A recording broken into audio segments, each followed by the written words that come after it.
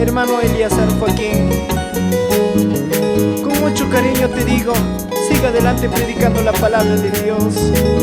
No importa que sufrimos, no importa que lloramos, pero ya viene Cristo para llevarnos. ¡Aleluya!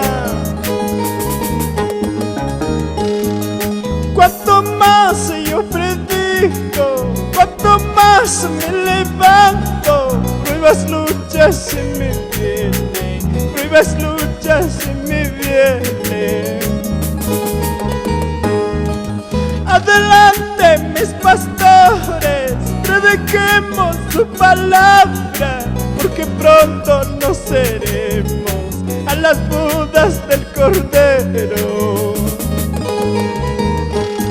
Hermanos pastores, ministros del Señor, si tú estás pasando muchas luchas, pruebas, no importa, ya tenemos las bodas del Cordero y pronto nos seremos.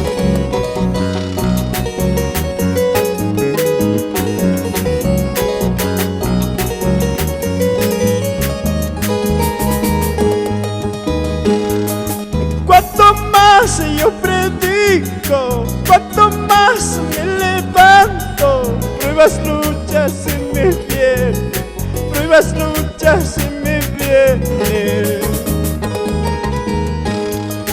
Adelante mis pastores, prediquemos su palabra, porque pronto nos seremos a las bodas del Cordero.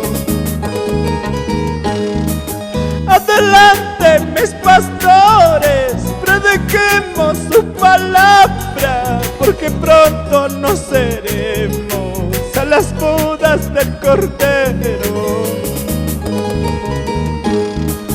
Ya no llores, ya no sufres, Jesucristo pronto vuelve, allá ya no sufriremos, vida eterna gozaremos.